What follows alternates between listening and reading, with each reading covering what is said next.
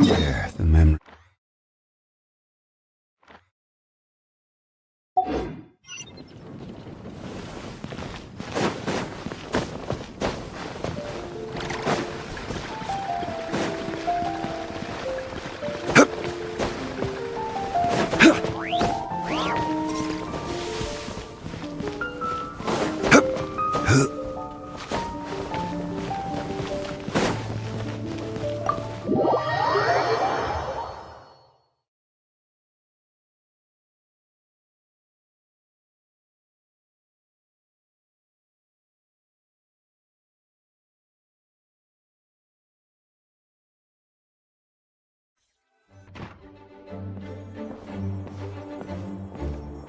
Whoa! This is way too many books! Considering this library organizing job was classified as a premium commission, Paimon came mentally prepared, you know? But seeing it in person is something else. Why, if it isn't Cutie and Paimon? What brings you back to Mondstadt? Let me guess. You missed me so much you just had to come visit. Is that it?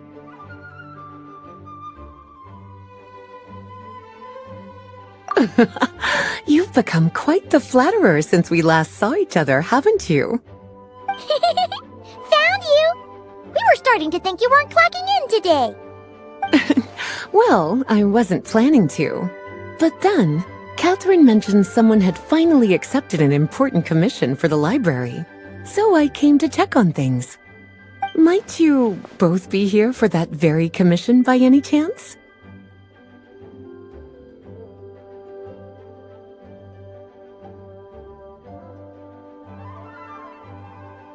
Ah, music to my ears. Now, as you can see, a certain anonymous benefactor has donated a large amount of books to us.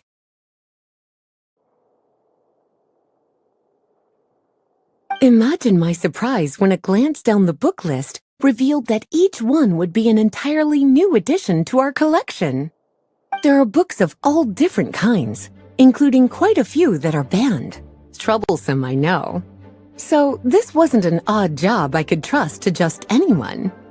And sorting them myself? My, what a headache that would be. It would take ages. All that to say, I'm very relieved to see you here. I would treat you to some tea, of course, but looking at the state of this place, perhaps another time, yes? Don't worry, just leave the commission to us. You're as sweet as ever, Paimon. Well then, good luck in here. I'll leave you to it.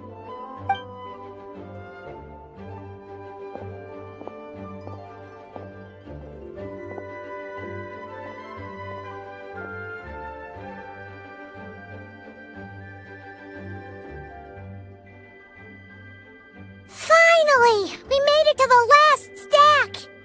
What even are some of these books? A Hilichurl's Guide to Running for Your Life? Do Hilichurls even read? Oh, and Basics of Whopper Flower Cultivation. Who'd grow one of those, anyway? And what's this one? The Little Witch's Dictionary? Huh. That title's kind of suspicious. And didn't we already sort this area? Did you notice it earlier?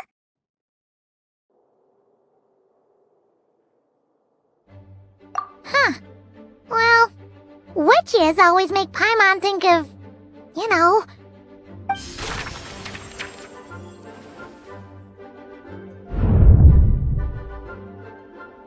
Yoo-hoo! Looking for me? Alice? How did you get in here? You must not have noticed, Paimon. I wasn't the one who barged in at all. When you opened that dictionary, you entered a mage's domain. What? Ugh! Paimon knew that book had issues. Have you ever read the storybook, The Little Witch and the Undying Fire, by any chance?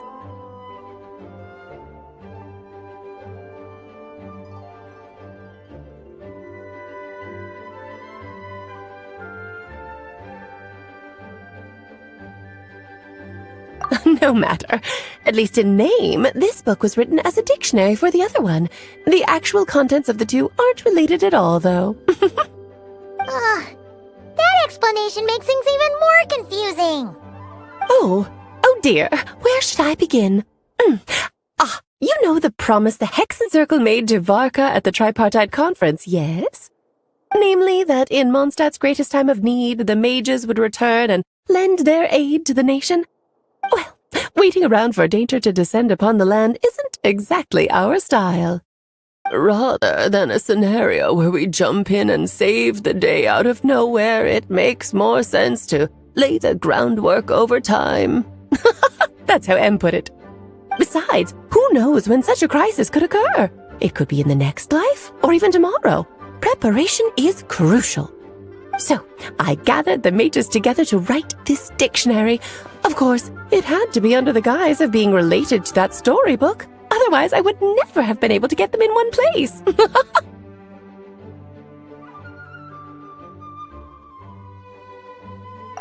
Well, we looked into Barbie's scryglass and came up with a series of tasks tailor-made for the people of Mondstadt. They're all in this dictionary.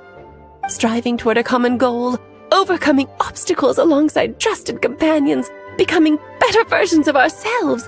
That is the best defense against what dangers could lie ahead. Oh, you make it sound like something bad is actually about to happen. Now, I never said that. But still, we are talking about trusted companions here, Paimon. And when we speak of a person who could be considered a friend to all in Mondstadt, I'm afraid the pool of options consists of but one.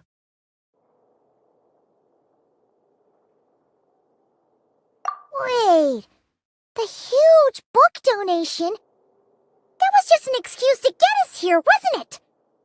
We had to spend ages sorting through them, you know. Oh dear, I never could have imagined you would need to go to such trouble. Uh-huh. Sure you didn't. Well, this is an important book. I couldn't just bring it into Tevat without taking any precautions.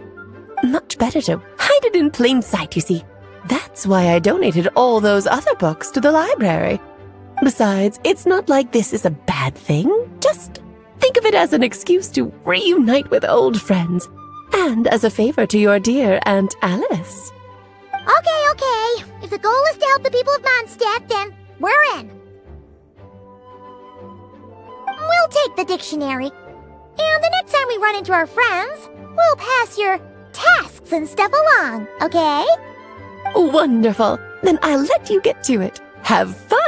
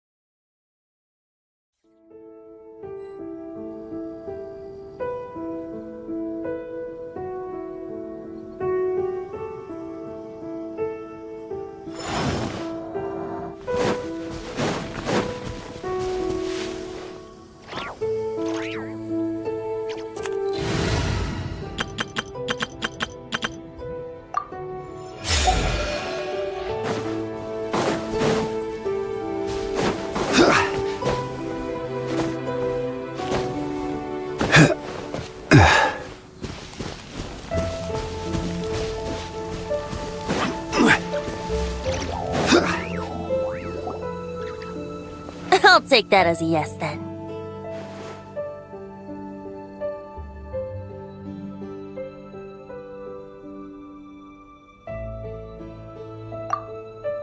Ah, finally, you're here! Do you have a message for me from someone by any chance? There's not a single prophecy about you in that dictionary. That's what you were about to say, right?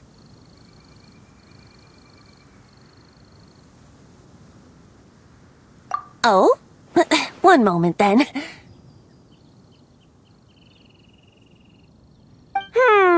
Your curiosity seems as strong as ever, Barbeloth. Alas, my future will have to remain absent from your dictionary. The wind may be happy to let dandelions trace its form and have poets sing it into verse, but to be contained is hardly its nature. So, dear Barbeloth, please do set your pen down. Words heard on the wind are not meant to be recorded on the page.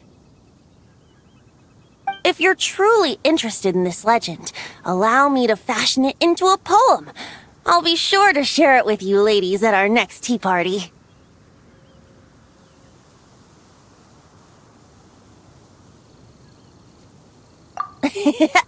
Barbeloth has always been a reasonable person, and I believe she heard my request. As such, our conversation should be free from interruptions for now. Wait, Barbeloth was listening in just now? Paimon didn't notice a thing! Well, she is a Hexenzirkel mage. They all have quite a few tricks up their sleeves. Still, you noticed right away and even got her to leave us alone. Doesn't that make you the real master at cards here? Given the various practical factors at play, I'd call myself a master with limits. There you go, being all secretive again. Well, anyway, there wasn't a single thing about you in that dictionary.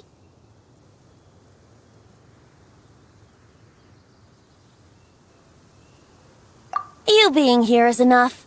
Barbeloth's prophecy concerning me may be incomplete, but it's not incorrect.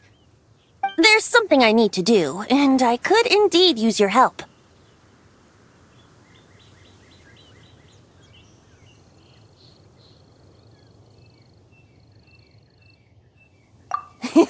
Trusty as always.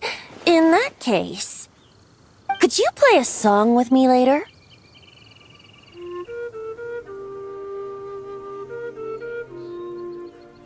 Yep, that's all.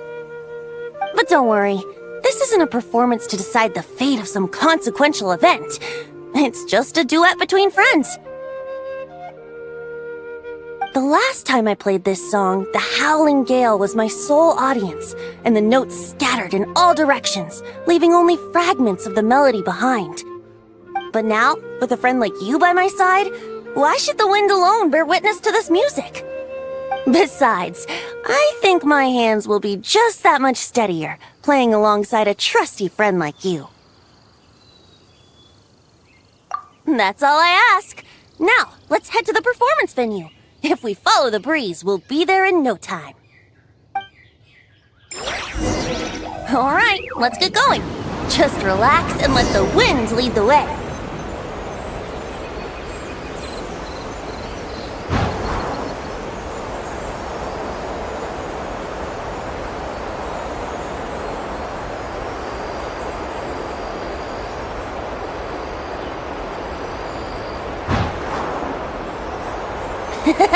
No need to hold your breath. In and out. Easy does it. I let the birds know we would be coming, so we won't run into them.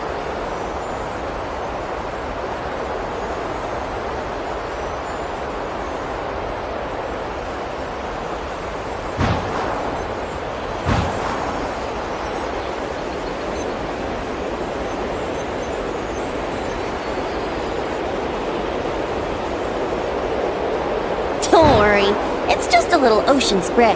You won't get soaked. Ah, the delightful sea breeze. Go on, breathe it in.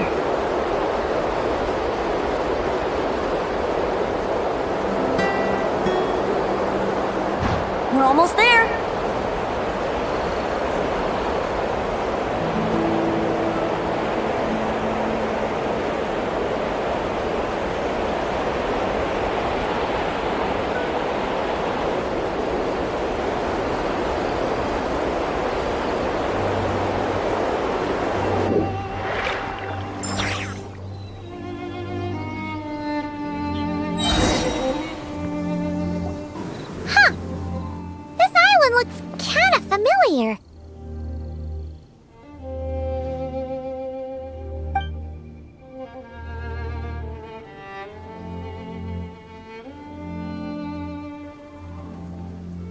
always.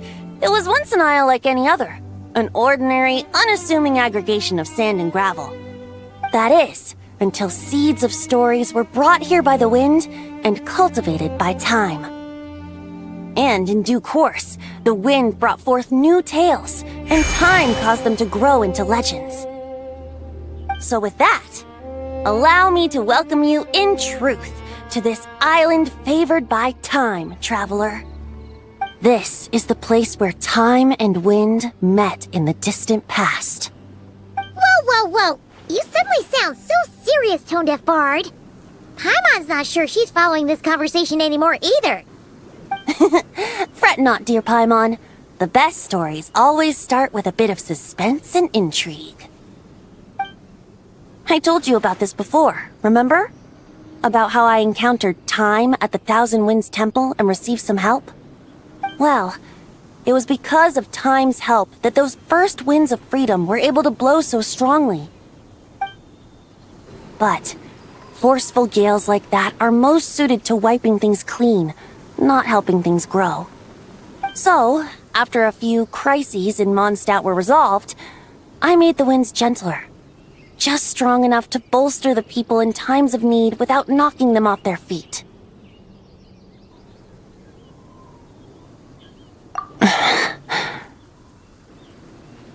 Shadows gather in the distance. I'm sure you felt it too. I've heard about the Pyro Archon's face-off with the ruler of death, Renova, and what happened to the Fatui Harbinger, the captain. And that's not even mentioning how abyssal activity has been encroaching closer and closer to Mondstadt. I fear the impending crisis may be beyond what humans alone can solve. In light of that, I need to be prepared. It is the Animo Archon's duty to intervene in times of need. As such, I, Barbados, will bring forth a wind strong enough to disperse whatever storm lies ahead. But if I whip up a gale of such strength in Mondstadt City, it would just turn the place upside down. Clothes, hats, the flowers that rest on people's balconies. That's why I chose to do it here. The place where I once offered an ode to time. Who knows? Perhaps time shows this island special favor precisely on account of my lovely, lovely music. Wait, so is this place really that special? It sure doesn't look like it. There's a tide that ebbs and flows, and a bunch of birds that come and go. It just seems normal. Time's impact on things isn't limited to what the eye can see. Think of it like a ripe sunsetia. If the outer peel remains intact, it's nearly impossible for the average person to tell whether the fruit inside is ripe. But even the tiniest hole in said peel will cause the fruit to rot, starting from that spot. Nestled in the hands of time, not one blemish marks this island's peel. Thus, time's influence on its very essence remains hidden to all. At the most fundamental level, of course, all things that lack time's favor will be erased at some point.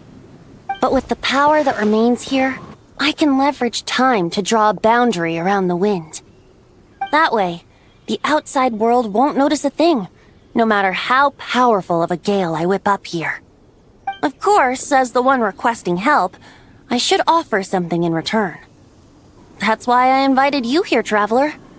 So we could perform an ode to time together. Just let me know when you're ready.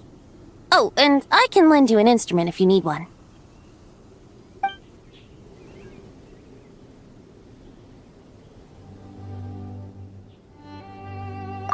Great. Let's get started.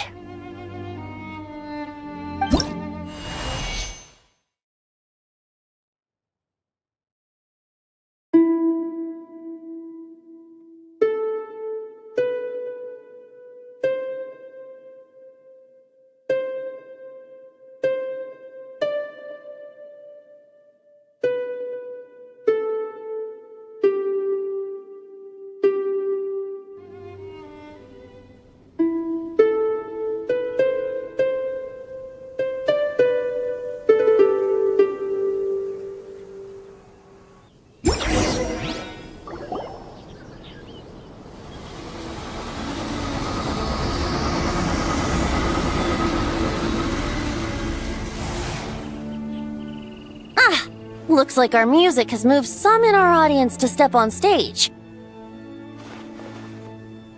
But that's against concert rules, so let's usher them out. I understand your love for music, of course. But for now, I'm going to have you leave the premises.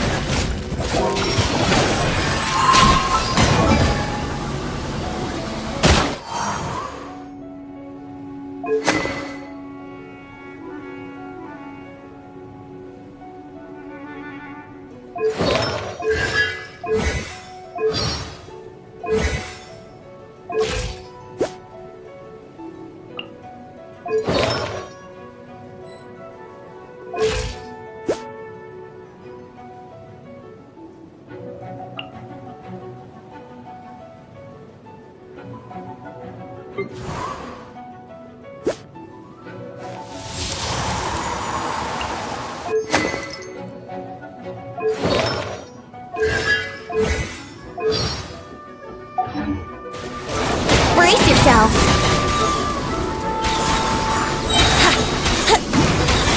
Wouldn't gliding be faster?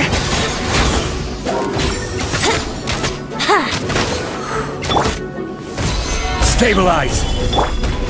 Stay back! Here we go. Think you can get away? Brace yourself. All right. That should do it. That was an exquisite performance, Traveler. Thank you. Don't worry. That power was mine and mine alone. No external help was involved. Think of it like tuning a musical instrument so that it might play melodies lovelier still. Ha! So you do have some tricks up your sleeve. What else are you hiding, huh? Oh, Paimon. How many tricks could I possibly have? I only have 2 sleeves, after all. You know that's not what Paimon meant, Tone-Deaf Bard. I have a feeling the wind is gonna be pretty strong today. We should head back to Mondstadt and tell people to hold on to their hats.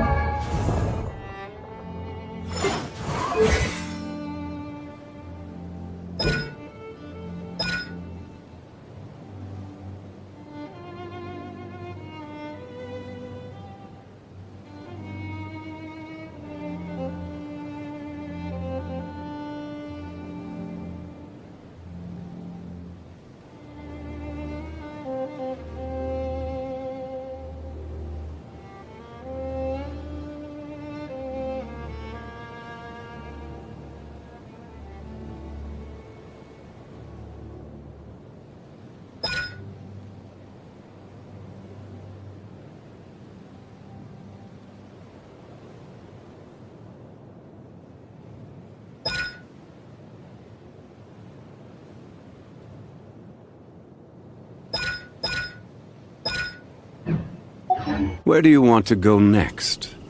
If you'd like...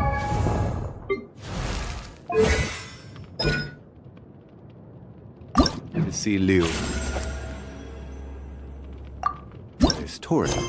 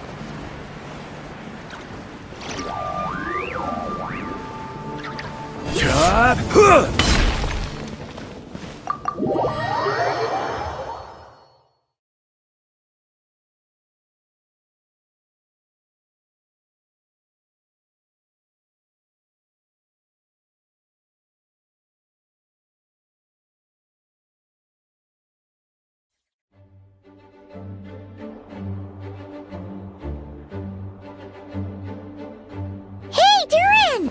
So this is where you've been! Oh, Traveler, Paimon. What are you doing here? The real question is, what are you doing cooped up in here reading a book? The weather's nice out there, you know. Oh, well, ever since I've had more chances to interact with the people of Mondstadt, I've been having trouble telling when people are joking. For example, I saw a beautiful flower the last time I was at the florist, so I told the shopkeeper, and she said, if you like these weeds so much, you should add some mint and sweet flowers and make it a bouquet. So I did as she said, and when I showed her the finished bouquet, she gave me a frankly terrifying look.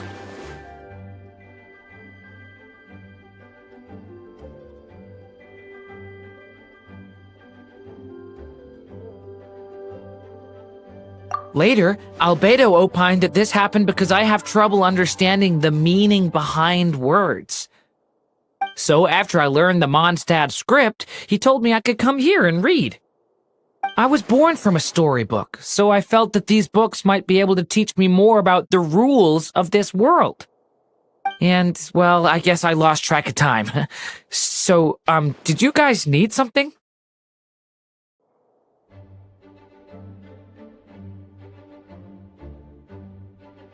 Yeah, we have a message to pass along from Rhindaughter. Oh, it's from Aunt Rhindaughter?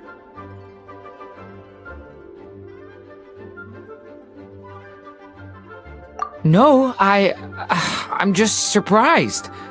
Rhindaughter is my mom's friend, and the mother of the dragon that once existed in my stead. I supplanted him, took the fate that should have been his.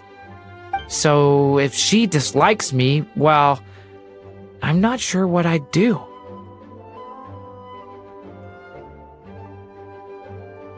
Yeah, we're here for you. But seriously, Paimon doesn't think it's anything bad. That does make me feel better. Well, I guess I should open it.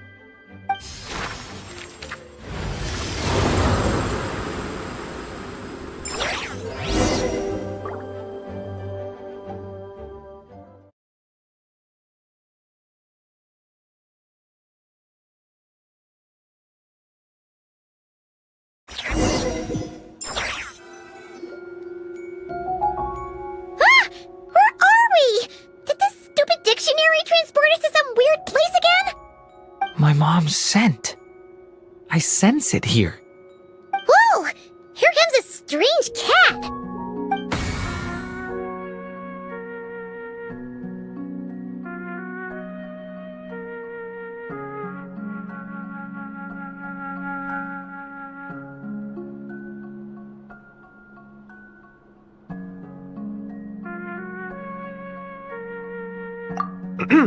I have a message to deliver on Master Rhindaughter's behalf.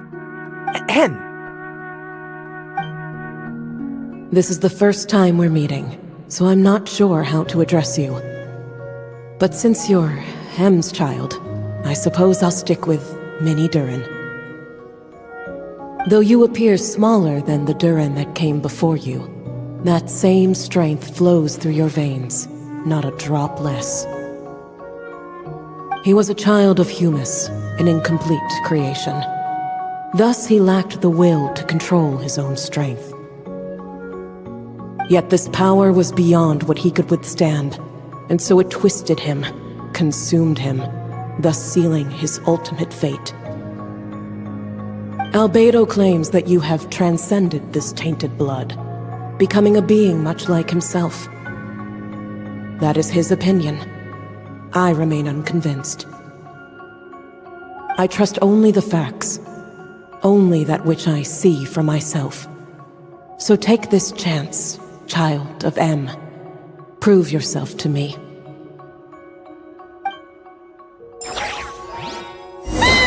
Where did all these monsters come from?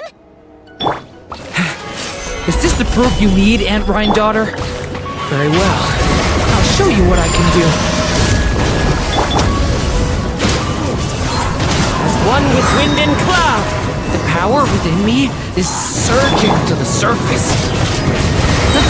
This is getting easier.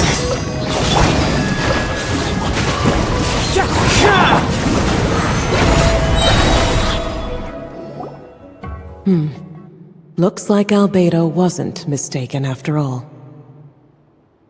Next time, maybe don't ambush us with a bunch of monsters just to prove a point.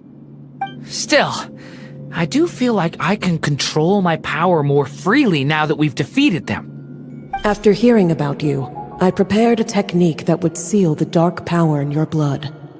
I had planned to take this opportunity to pass it on to you. Of course, using it comes with a price. While it would maintain your existence in Tevat, it would also weaken your connection to this world. And you are M's child, when all is said and done. How could I allow that uncontrolled power to send you down the same path as the child who came before you? But seeing you now, it appears my concerns were misplaced. M was a terrific mother, and a far more capable one than I. And I must admit, I'm rather curious to see how far you can go. How will you, an alchemical being truly integrated with this world, find your place in human society? I've never conducted an experiment like this before.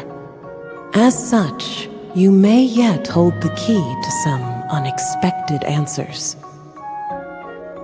Hey, you've got one thing wrong there. Dora's not an experiment. He's our friend.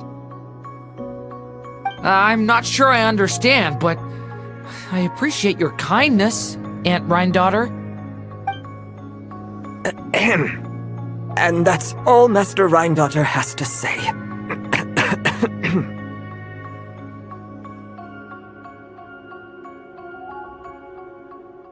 Yeah, we're used to talking cats at this point, but one that can imitate someone else's voice? That's a first.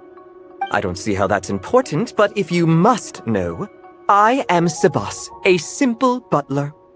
You're friends of Albedo, yes? Strictly speaking, I am his elder. So make no mistake, I am no ordinary cat. In fact, from a biological standpoint, I am no cat at all, but rather an alchemical being. You wouldn't consider yourself a specter simply because you float in the air like one, surely. A specter? What are you trying to say, mister? Oh, I know. Sabas is implying that you're...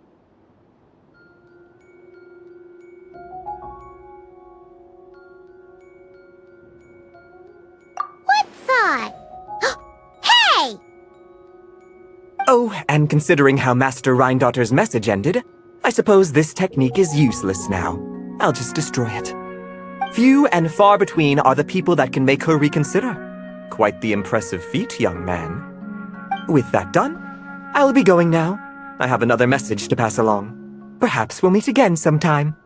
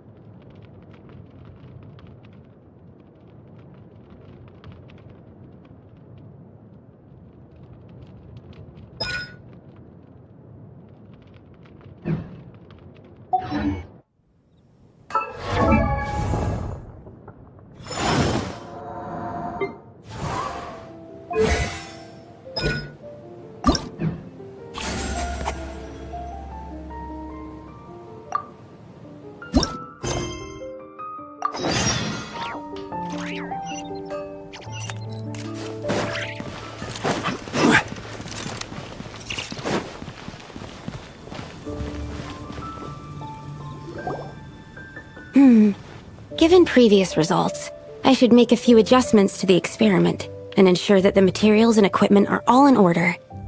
As for the potion I need to make... Oh, Traveler, Paimon, what brings you here? We're here to help with your task. We wanted to see if you could use some extra hands. My task? Oh, you mean the one Mr. Albedo told me about? The one from the Hexenzirkel? Well, you're just in time. The experiment is ongoing, and I was just about to work on it. Ongoing? So, you've been working on it all this time? Yes. It aligns with other research topics I've been working on, so it hasn't been too much extra work. Still... What? Is there a problem with the experiment? I've been unsuccessful so far. Oh, so it keeps failing, huh? It's not as simple as just failing. The whole theoretical framework behind this task is a bit more complicated than I imagined.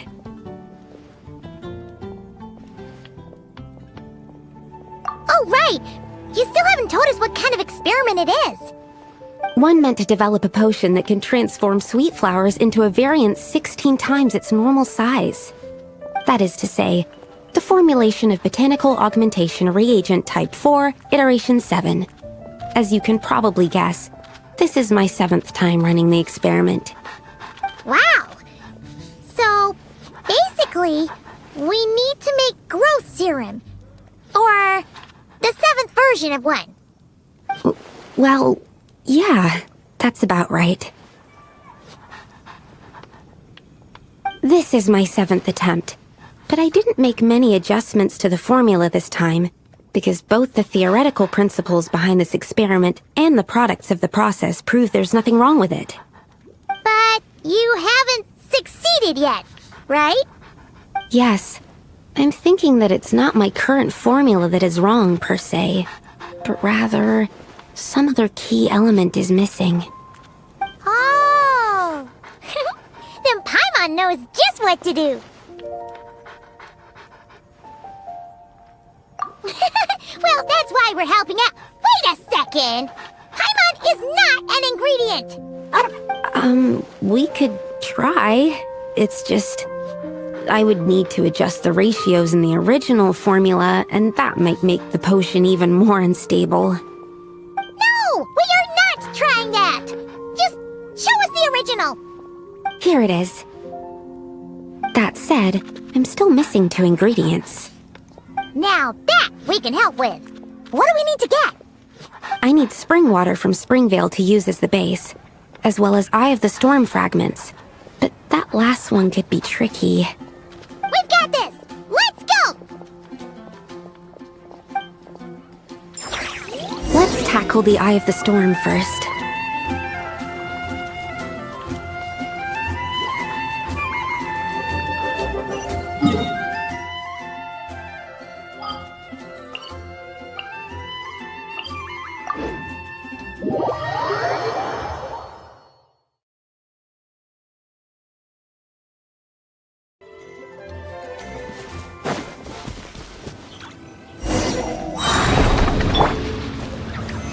Solidify! Get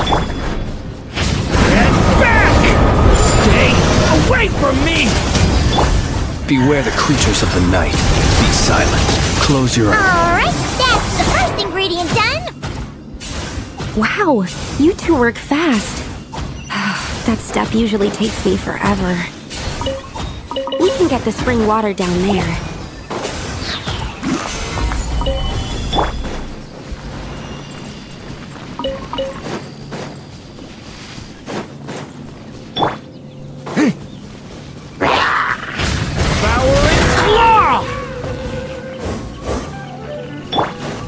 Observe. The wind knows me.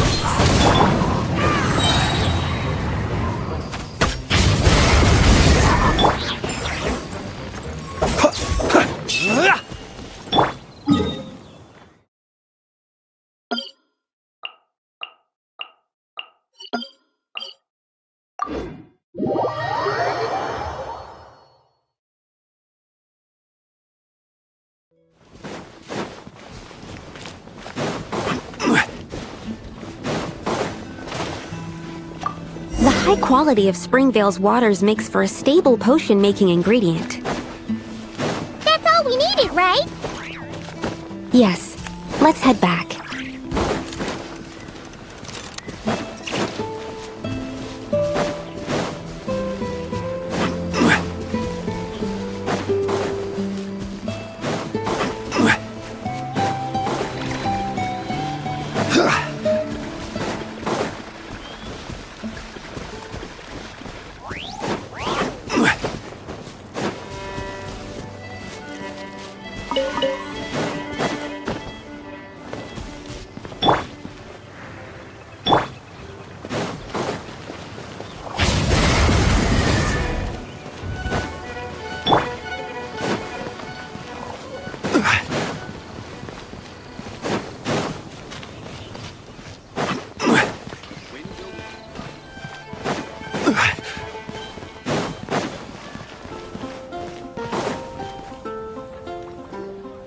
All right, the ingredients are ready and the cauldron is just over there, so we should be good to go. But, Is something wrong? No. It's just... Do you mind if I watch from the side? Just for the purposes of accurate recording, I mean. I know lots of people don't like being scrutinized during experiments, so...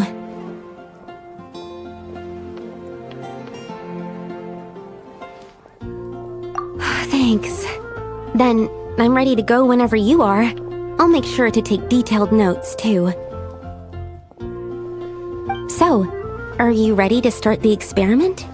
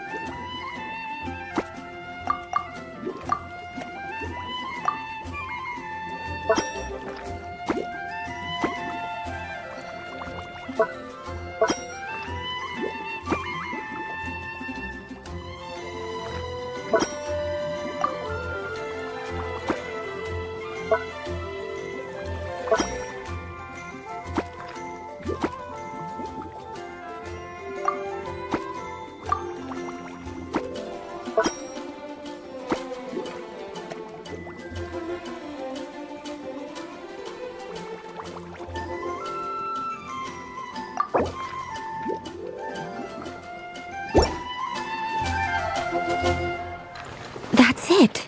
Your execution was perfect. Really? Yes, I don't see any flaws in the brewing at all. Let me extract some and test the product's composition. One moment. Yes, like I said, flawless execution. The potion is perfect. It's exactly what I was expecting. So? Was the 7th time the charm? Upon examination, it seems identical to the previous 6 iterations. Oh! Wouldn't that make the results identical? Not necessarily. Experimental outcomes can differ even with similar variables all around. You never know what the result will be. That's what makes experiments valuable in the first place. Come, let's test this thing out. I planted some sweet flowers beforehand which we can use. We just need to douse them with the potion and see what happens.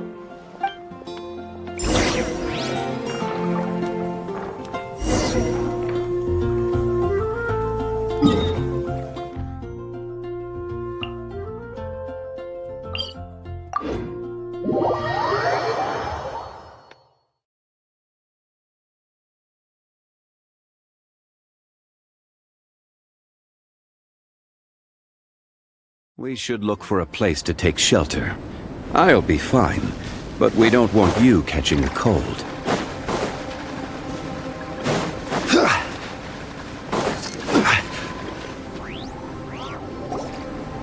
Alright, we poured the growth serum on the flowers. Is that all we need to do? Yep. The flowers need to fully absorb the potion, so it might take some time before we see a reaction. What happens then?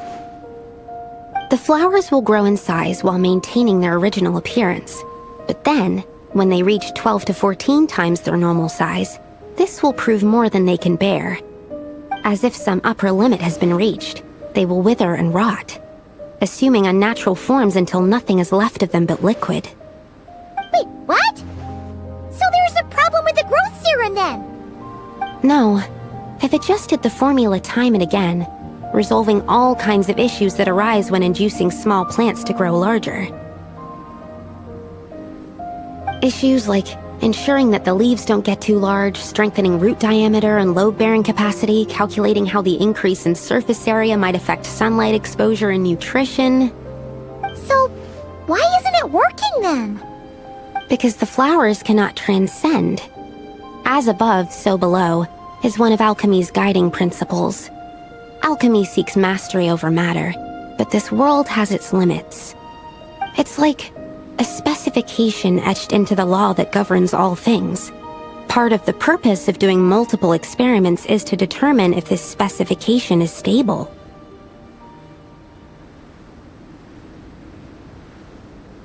Exactly. It proves that the limit continues to exist. Okay, this is all a bit over Paimon's head, but basically, you needed the experiment to fail to prove that the limits and borders in this world are stable? Oh, what a weird experiment. Huh? Looks like one of the flowers is reacting. Wait a second. That's not a sweet flower at all! Careful!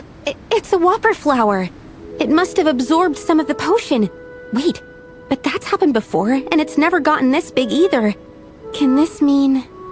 We can talk about this later! Let's get rid of it first!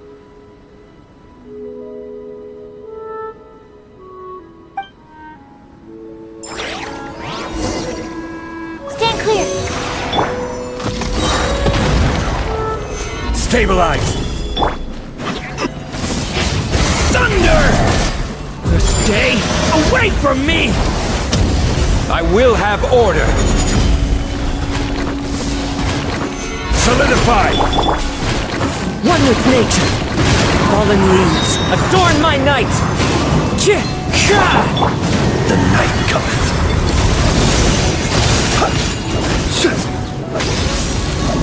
Enhanced Animal Module 75! Stand clear! Absorption test! Phew! We did it!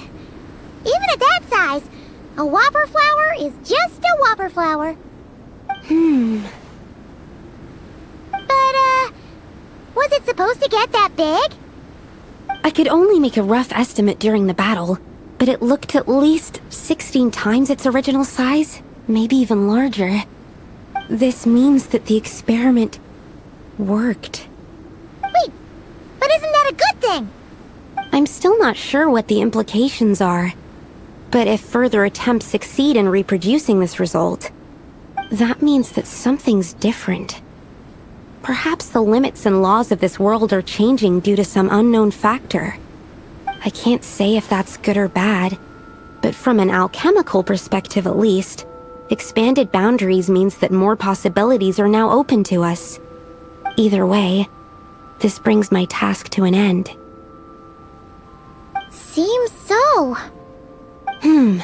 That said, it could also be an effect of the person who made the potion. There could also have been something special about this particular whopper flower. There's a lot that still needs to be confirmed, so I suppose this task opens the way for further questions. Well, we're here if you ever need some help.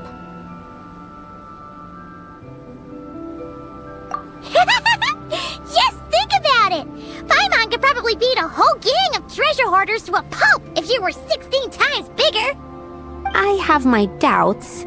The only reason the serum worked on the whopper flower was because its internal structure was similar enough to a sweet flower. If you drank some, you might become 16 times bigger, but you might also turn into a plant-based life form. Yeah, nope. That's not happening then.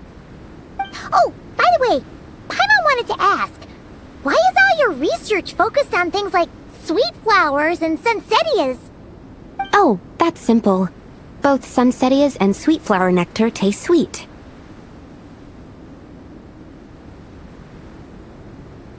So in that sense, accidentally making a whopper flower 16 times bigger comes with a hidden benefit.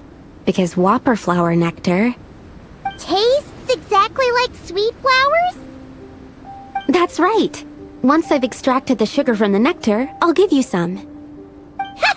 You get it!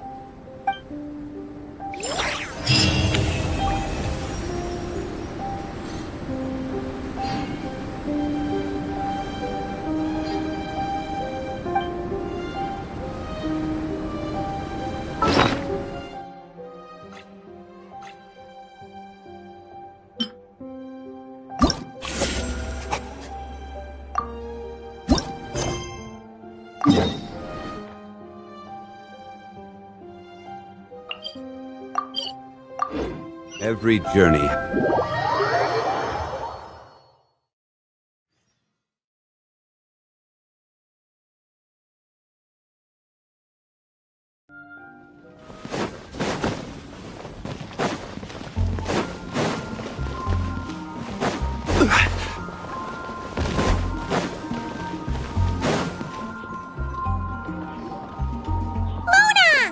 We have something for you.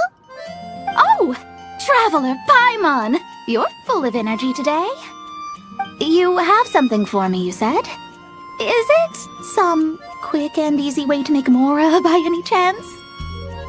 Well, actually, it's some kind of task from your master. Yeah, that's a hard no. But I guess I don't have a choice, huh? An enterprising spirit is important and all that. I just know it's going to be torture, though. I know that old hag all too well. Why don't you just take a look first? Huh. This book doesn't seem so special to me. Oh, whoa! Letters just fell out of it. Oh, maybe she's trying to reconcile with you? No idea. Either way, it looks like I'm supposed to open these 3 letters in order. Well, let's start with the first one. If this is her task, it should be okay for us all to read.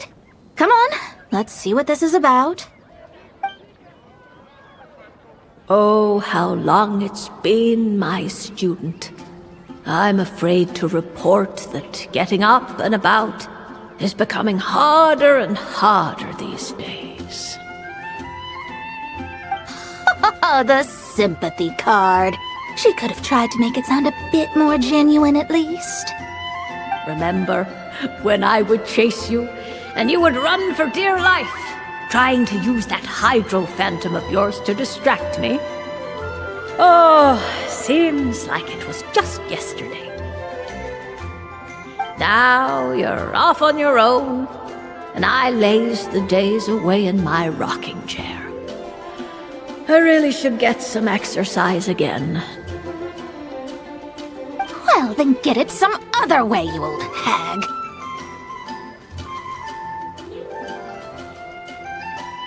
Now, I'm sure you're curious as to the purpose of this letter. And to that, I say this. If you want to learn how to predict the fate of an entire kingdom, or even the entire world, head to Sumeru and search for the gate to an underground kingdom. Once there, open the second letter. Huh. But she knows how to lure people in, that's for sure. Is she serious about passing on her secret technique? Because she really is getting old. You two have such a weird dynamic. When you talk about sentimental stuff, you fight. But when it comes to dry academic stuff, you get all emotional. Anyway, this gate to an underground kingdom sounds familiar. Wait, you've heard of it? Yeah. It should be the same one we're thinking of. Perfect. I don't even need to investigate then. Oh, that means no hired guide, no lodging, no shelling out Mora left and right. Come on, there's no time to waste. Let's go. And since you didn't mention a transportation fee just now, Paimon's guessing that means... Yep, same method as usual. Let's go.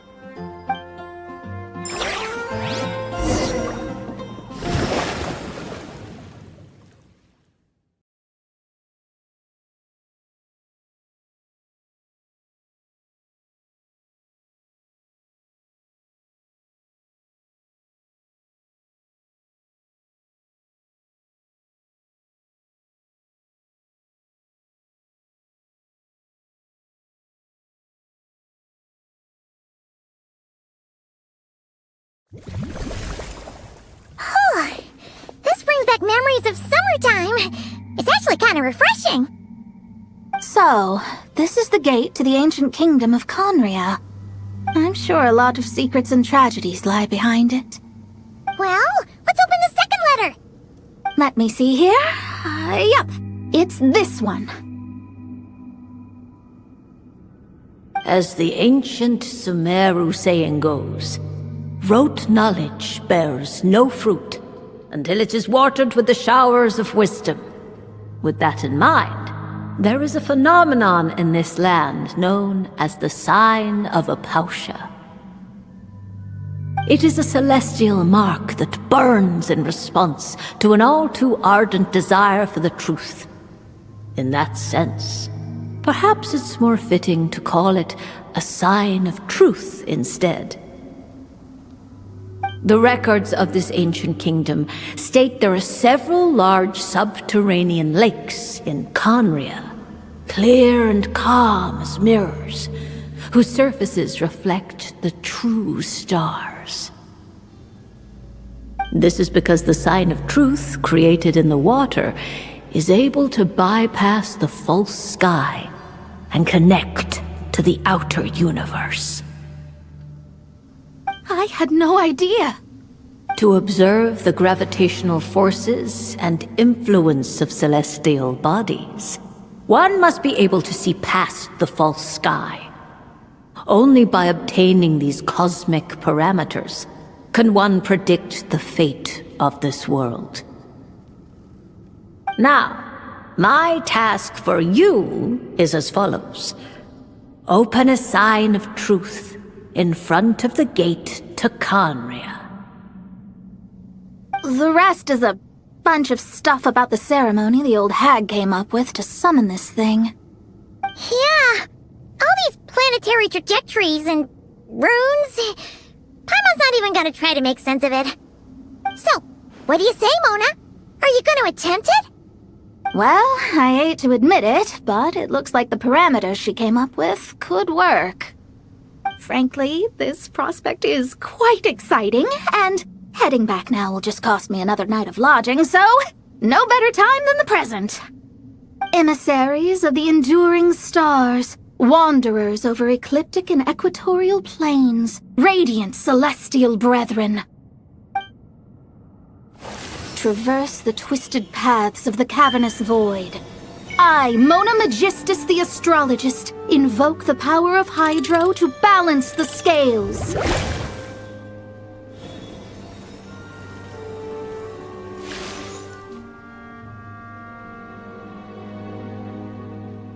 By wisdom and truth, let the thirst be relieved. I, Mona Magistus, the astrologist, summon you, O stars, to stand before me! Did it work? Ah! Monsters! How did that happen? No dice. The sign of truth only opened long enough for the monsters to slip through. Darn it. I didn't get a glimpse of the real stars at all. Whatever. I'll just take it out on you! The ceremony failed, but the old hag's new theory seems workable. I have a better grasp of hydromancy now. And the perfect test subjects to test it on.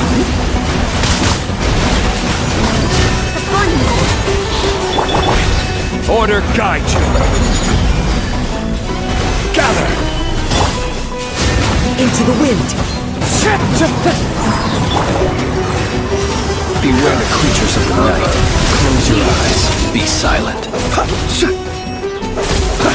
Close your eyes. Do you fear the dark? Phew! That's that! Well, the old hag said to open the third letter once it was all said and done. But I couldn't make it work. So, should I still open it? You know, Paimon thinks she understands your dynamic a lot better now. Look, she didn't say you had to successfully complete the ceremony, so you can open it. It'll be fine. I guess. All the same, I doubt she has anything nice to say. If you're reading this, it means you attempted to open the sign of truth. Seriously, I can't believe you actually tried it. What are you laughing at, you old hag? Conria was home to several lakes of stars, rendering the fabric of space in that area comparatively unstable. As a result, attempts to break through the firmament through non-physical means were more likely to succeed. In any case, I knew this place was well hidden and wouldn't be frequented by too many people. As such, any negative effects of failing to open the sign of truth would remain small scale. And of course, as my student, I felt sure you would have the chops to deal with the abyssal creatures that roam beyond the false sky. Even if you couldn't beat them, I am certain you could outrun them. You always were fast on your feet. Connecting hydromancy to the kind of wisdom that quenches thirst. Truly, my genius knows no bounds. The practical application of the scry glass has also reduced disturbances caused by the false sky. I'd like to see Alice try and top that.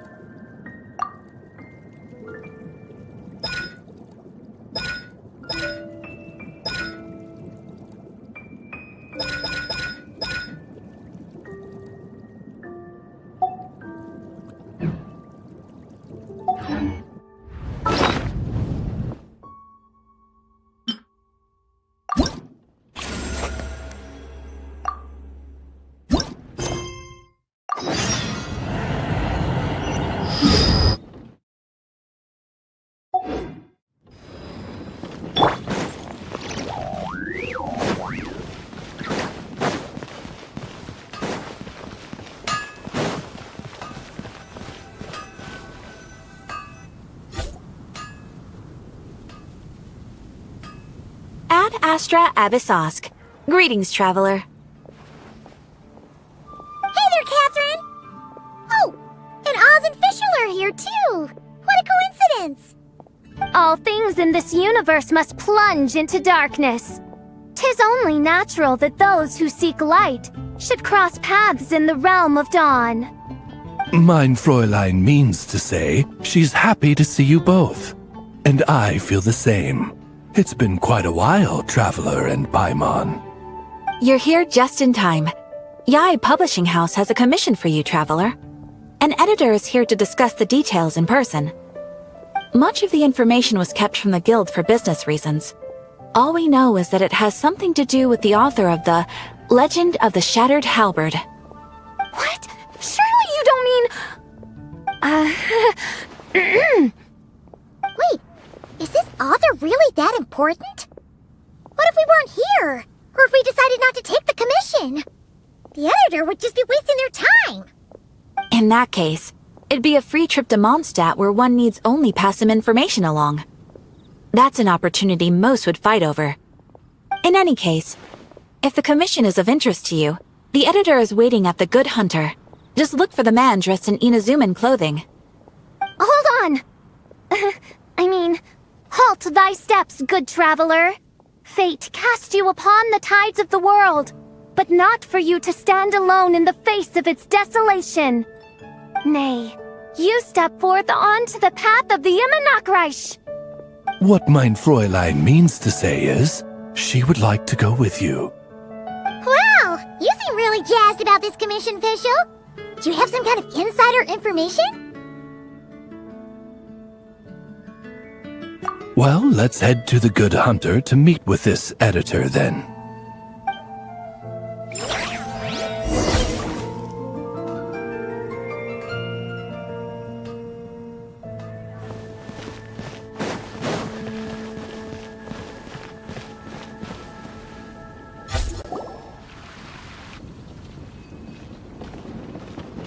Alright, let's see who lucked out and got this free trip to Mondstadt. Wait, you're Xing. Oh, Genyu's editor, Onodera. Traveler, thank you for all you've done for us in the past. I come here today with a commission from Lady Yai, with which I'd like your help, should you be willing. Oh, and might I ask who this person dressed like Princess Fischl is? You have the pleasure of speaking to our eminent person, Fischl, Prinzessin de Vertelung.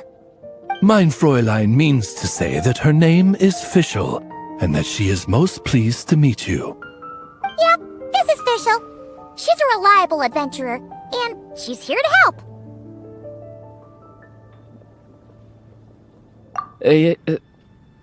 Yeah, I, kinda got that the first time. Since thou hast learned my name, understand this. To speak it is to be absolved. Praise it, therefore, and thou shalt earn thine salvation. Mein Fräulein means to say, she... Ah, I see. I completely concur, my lady. Remembering names is simply basic etiquette. And if you might lend me succor in solving this problem, I shall indeed praise your names to the heavens above. As many times as necessary, in fact. You understood Fischl language before Oz could even finish translating. Well, let's get down to brass tacks then. Now, have you heard of the author Mr. Nine? He's famous for writing the legend of the Shattered Halberd. Flowers. What was that, mein Fräulein? Flowers for Princess Fischl. That's what Mr. Nine is actually famous for. Mein Fräulein means to say, even should the creator be cold and unmoving, the Prinzessin and her Immernachtreich's resplendence might yet compel them to weep. Well, sure.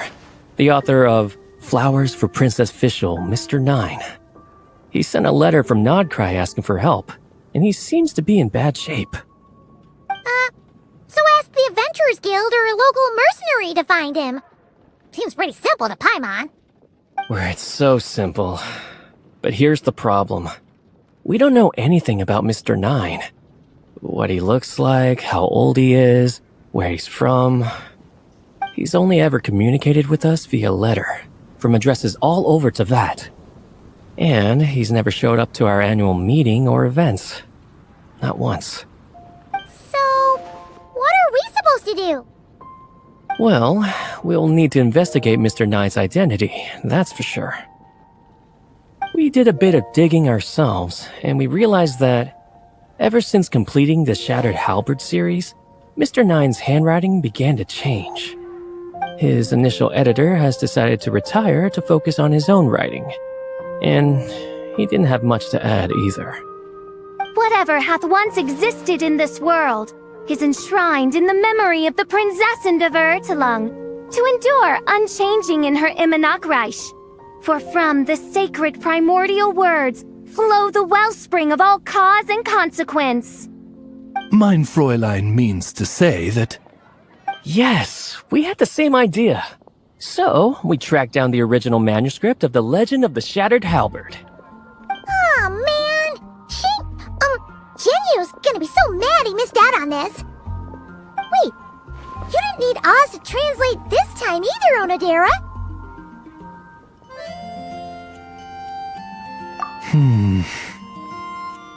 Osvaldo Hafnavines, hast thou perceived something? No such Henry exists, mein Fräulein. I sense a faint, elusive resonance. Something akin to the magnetic field, gravitational force, and threads of cause and effect that surround you, mein Fräulein. Isn't that interesting? Well, in the end, our only takeaway was that the design and craftsmanship of the paper point to it coming from Qingse village in Liyue. Huh. Could Mr. Nine be from Liyue then? No, wait. If we're talking authors from Qingse village specifically... No, it couldn't be. Could it? Chong the Ninth? Ah, I've heard of him. He won a Best New Author award for the first apprentice of Guhua. It matters not. Though the Saint of Tears and the Saint of Atonement perform manifold labors on divergent principles, their power flows but from a single source. Mr. Onodera, if you please. Wait, Oz? It's great that you trust Onodera and all, but we're still in the dark over here. You speak true, mein Prinzessin. Even if Chong the Ninth doesn't turn out to be Mr. Nine, he's still an author, and he could have had contact with him. I think it's a good place to start.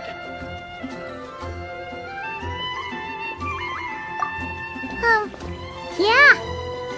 Well, either way, I appreciate the help. I'm counting on you.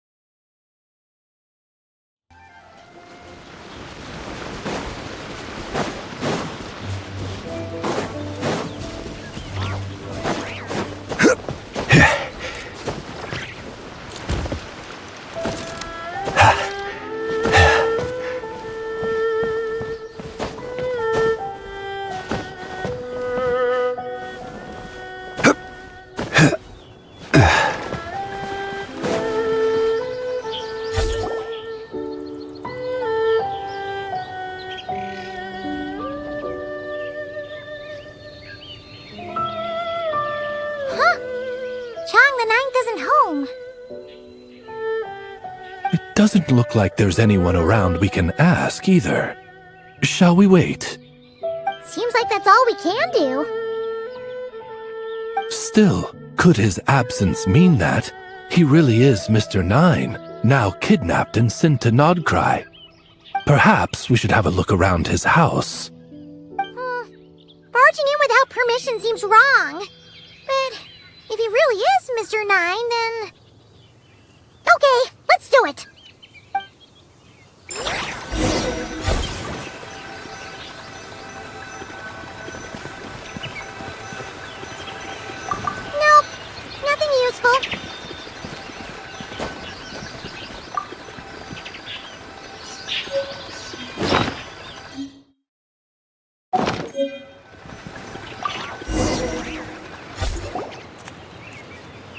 Just seems like a bunch of ordinary stuff.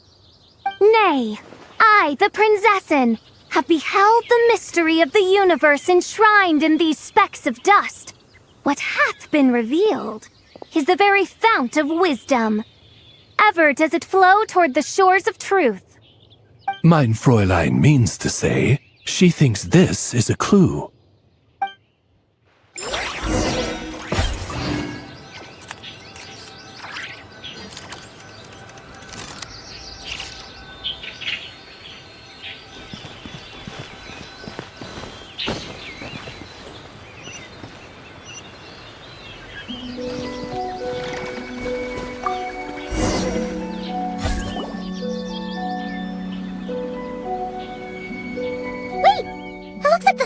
Overturned.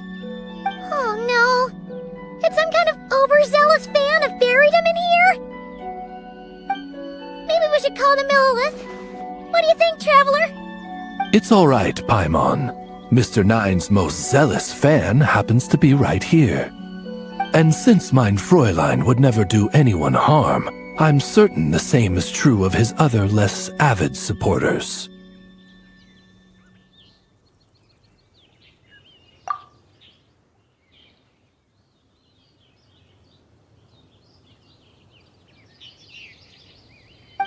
What is the meaning of this? I'm calling the Millilith. Cheng the Ninth! You're not dead! Or kidnapped! What are you even talking about? Oh, wait a second. You're the ones who came here with that young lad from the Guhua clan. Yes, I remember. I'm guessing this is a misunderstanding then. The question still stands, though. What are you doing digging around my house? Oh, well, actually, we just wanted to know if you've ever written under the pen name Mr. Nine. What? Not even a whole bucket of hallucinogenic mushrooms could make me that delusional. No. If I were Mr. Nine, why in the world would I enter all those writing competitions? To what? Demolish the competition from the shadows? Yes, doing a real bang-up job, aren't I? My submission's never even been selected. The classic archetype of the boy hero is outdated. That's the kind of critique I get. Even opening with a plot twist or disguising your hero as a fool is falling out of fashion. Modern readers are drawn to the boundless imagination and innovative world-building character of Mr. Nine's works. Good point. Besides, if I were Mr. Nine, I would have come clean the minute First Apprentice of Guhua won that award. What? That old beggarly Chong the Ninth is Mr. Nine? No, there must be some mistake. What a sight that would have been. Yeah, and when we were here with Xingqiu at one time, you talked up the legend of the Shattered Halberd a lot. If you were the one who wrote it, that'd be like Jean complimenting herself for being a good knight. It just doesn't add up. In any case, while this gentleman isn't the Mr. Nine we're looking for, I sense something of interest on his person. It's a peculiar signature, the same threads of fate I sensed on you, mein Fräulein, and on the manuscript. I believe the traces are related to Mr. Nine, and it appears I can track them. Hey, that's perfect! Once we head to Nokrai, you should be able to find Mr. Nine, no problem then. But back to the signature. What were you doing before this, Chong the Ninth? Oh, well, I ran out of manuscript paper, so I went to buy some. I'm particular about that kind of thing. Creation of literature demands the highest quality. Ah, no wonder. Mr. Nine uses the very same type for his manuscripts. Huh, that explains it. Thanks, Chong the Ninth. We should get going. I'm not quite sure what I did, but You're welcome, I suppose. Farewell, creator of another world. Though I must say, the laws and narratives thou hast ordained can scarce compare to the dream dust sedimented in the Immenachreich. Mein Fräulein means to say, your writing isn't... I mean, Mein Fräulein offers her thanks.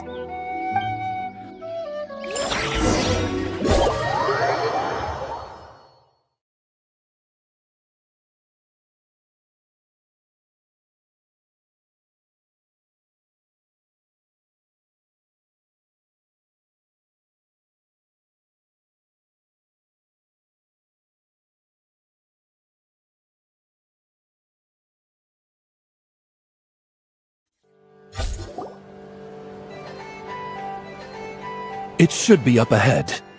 Wait, did something attack that Sealy? Something doesn't seem right here. And it bears the same signature I sensed before.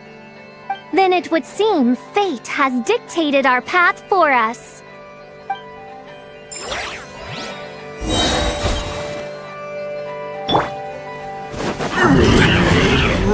Solidify!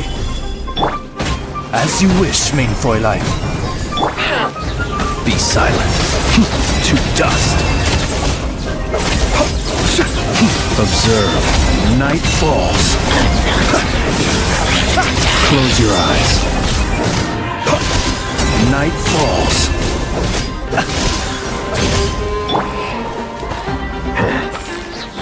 Stabilize. Get back! One with nature.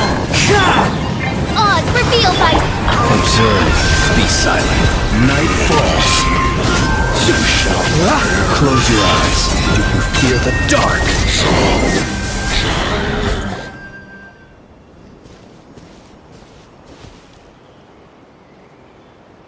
Huh. Looks like the Sealy is showing us the way. Let's follow.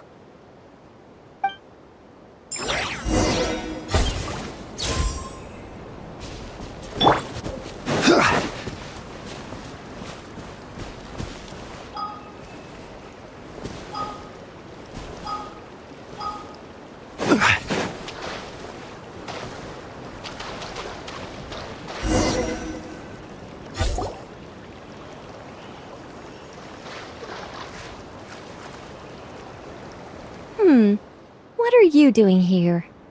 Wait, that voice. It's Nicole! Also, that should be our line. We were looking for Mr. 9 and our search led us here, but now it seems we've found you instead.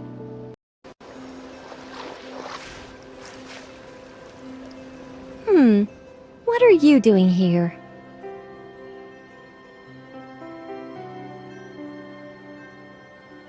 Wait, that voice. It's Nicole!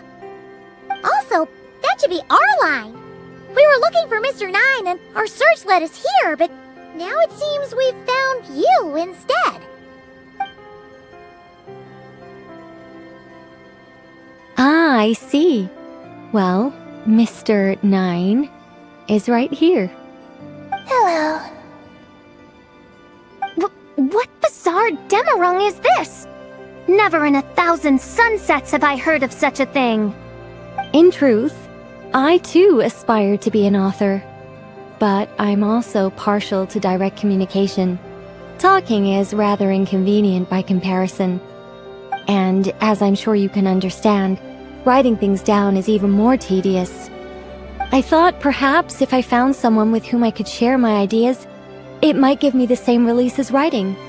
But then those stories would never see the light of day, which would be a shame. So, I tracked down an old Sealy friend of mine and told her all the stories I was imagining. Then, I sent her to find people with similar aspirations to write them in my stead. We even came up with several character traits to lend a certain authenticity to Mr. 9. A receding hairline was one of them, I think. Yep, I'm the one she roped into all this. Come now, it was beneficial for you too. By inhabiting those authors and mobilizing their language faculties, you were able to hone and eventually recover your capacity for speech. And anyway, an angel has always functioned like a sort of a flash of inspiration in someone's head. I'm sure it was like stepping into old shoes. So you, what, possessed people? Isn't that kind of intrusive? Oh, it's fine. She did it while they were sleeping. As long as the person is someone who dreams of creating worlds of their own, this inner writer within them will automatically awaken. Wait, but what about the letter and the strange intuitions Oz has been having? Nicole sent me to monitor the situation in Not Cry, and it's super dangerous, okay? So I needed some help. It's not like I have the knowledge or power of the heavens anymore. As for your friend over here? Well, you see, when writing a story, it's not uncommon to incorporate certain half-true details. For realism's sake, you understand? Yeah, we've seen that before. A real curse was written into an Inazuman light novel once. Indeed. In a similar vein, Mr. Nine's stories are full of metaphors, including one for the creation of life. What it describes isn't made up, per se. We just never imagined someone would actually manage to use it. Until you came along, young lady. Mein Fräulein is speechless.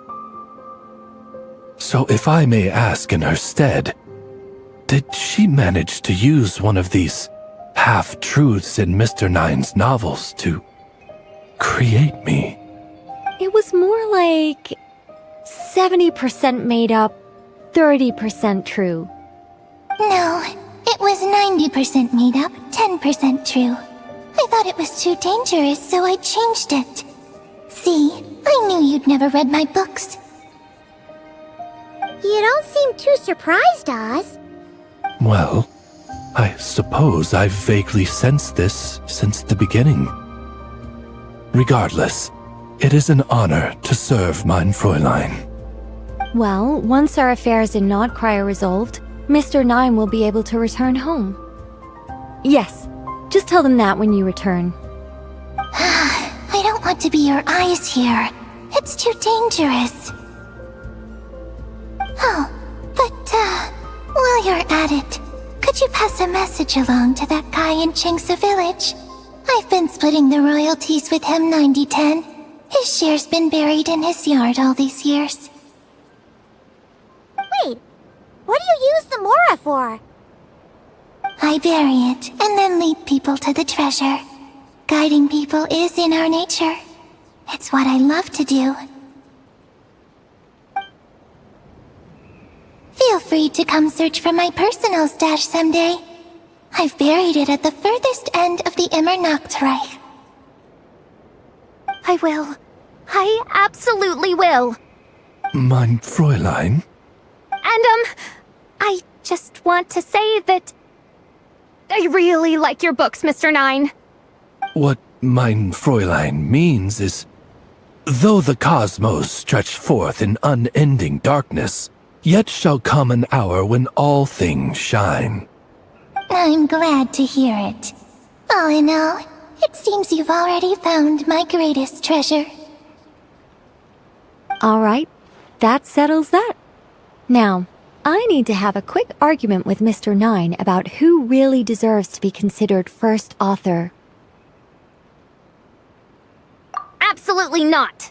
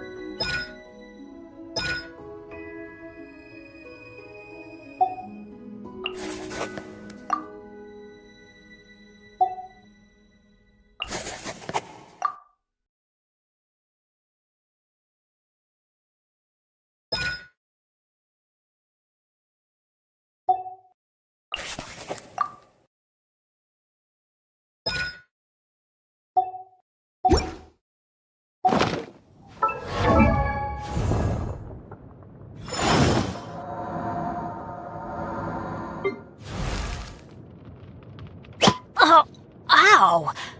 Where did that come from?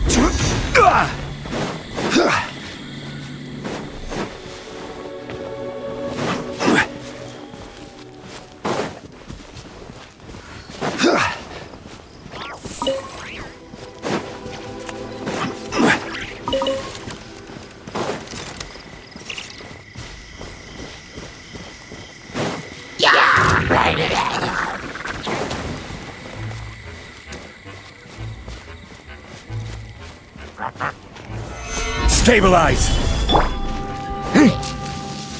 Devouring Claw!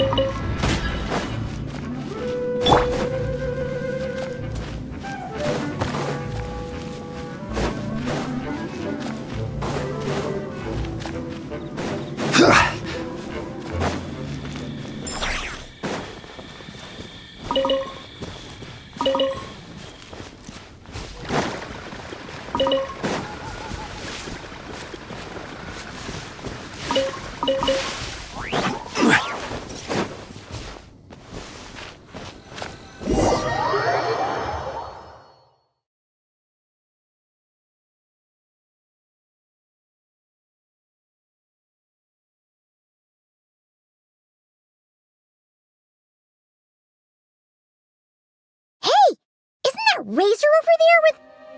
Whoa! The Grey Wolf King of the North!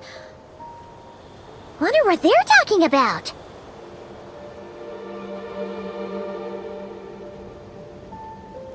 Osmanthus wine tastes the same as I remember. But where are those who share the memory?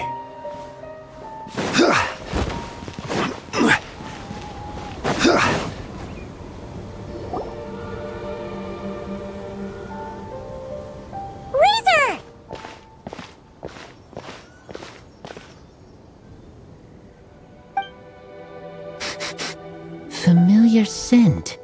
Ah, you two. You have been good? Yep, we're doing great. Oh, but what happened to Berea's razor? We saw you talking just now. Is it a secret? We go on hunt. I tried to convince Wolf Lord. A hunt?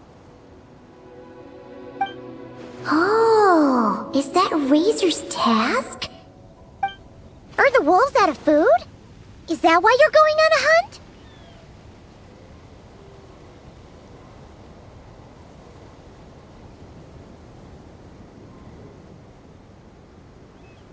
No, this hunt is not for food. We hunt enemies. The Dark Wolf Pack. Strange scent coming from land they took, getting stronger. We must hunt enemies to purify the forest. Oh, so did Boreas agree? Paimon remembers last time he said something like, Razor, you must not get involved. This is for the wolves to settle between themselves.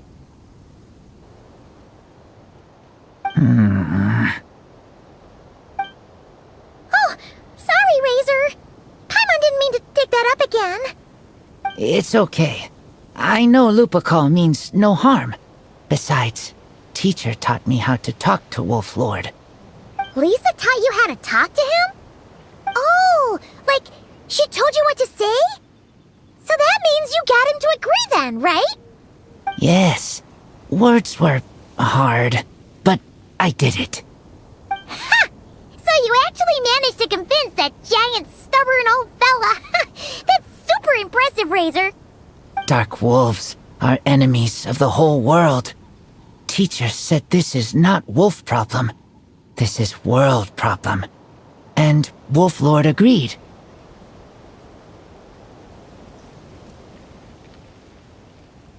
But because of that, other wolves won't join. This war is between me and Dark Wolf Pack. Then count us in too. Those awful rift hounds have been getting on our nerves for a while. Thank you. Help makes for easy hunt. Speaking of, how is this hunt gonna work? We set trap. Chase dark wolves here, into trap. Then Wolf Lord pinned them down, and we finish hunt.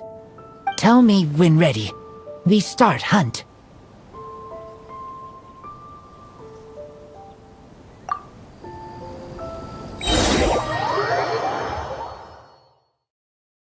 Come on! Let's clear them out in one go! Yes.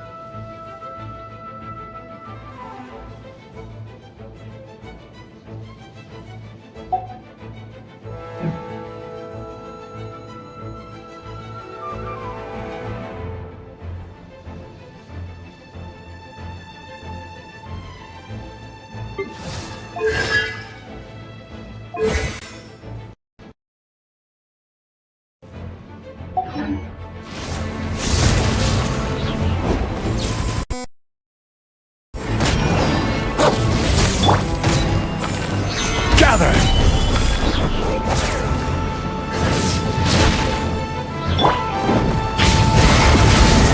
Stay away from me! One with nature. Beware the creatures of the night. Close your eyes. Observe.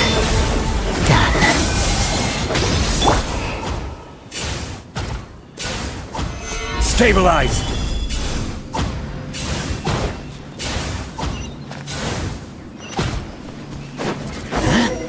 Why are Lupacol here? Oh no! The reptiles are attacking them!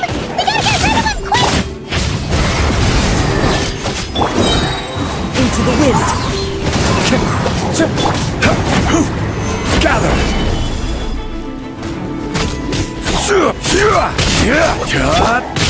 Get back! The abyss is burning shadow! The wind knows me.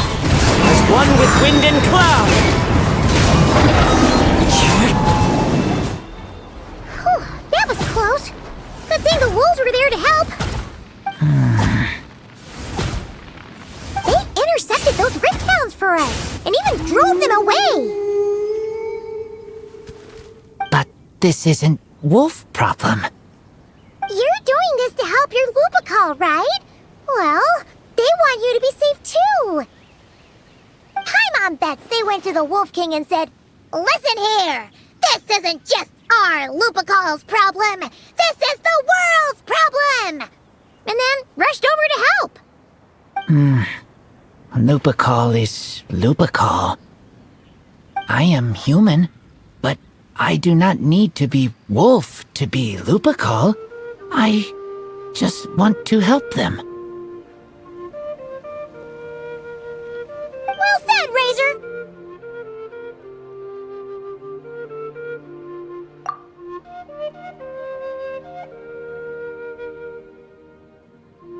You think so? Yeah, absolutely. Now, come on. Let's go kick some Rift Hound butt.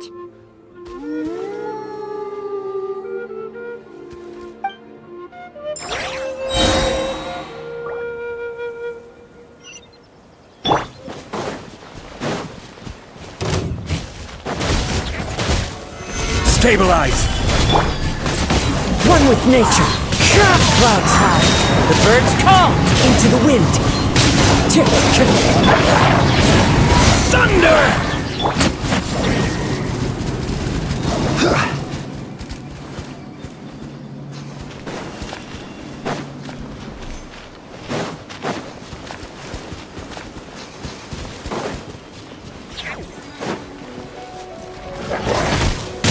Gather! Thunder! One with nature.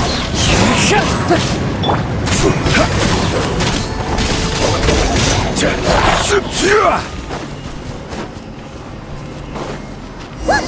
The rest of the Rift Hounds are just up ahead. Get ready! For Lupacol. For Lupacol! Wait for me! Order guide you!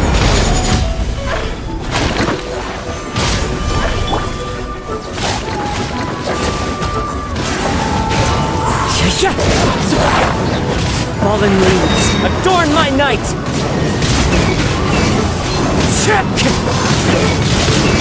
The long sleep beckons. Close your eyes. Be silent.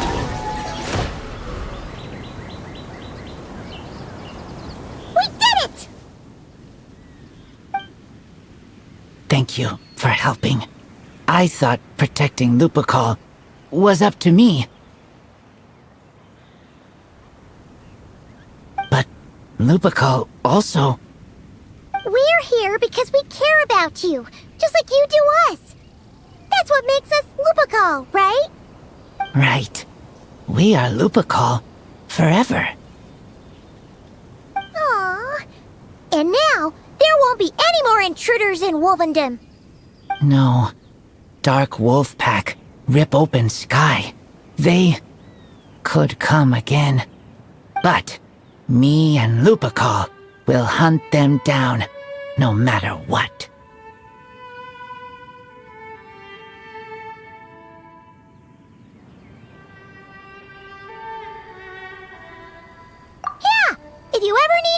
Just say the word. We're here for you. I appreciate it.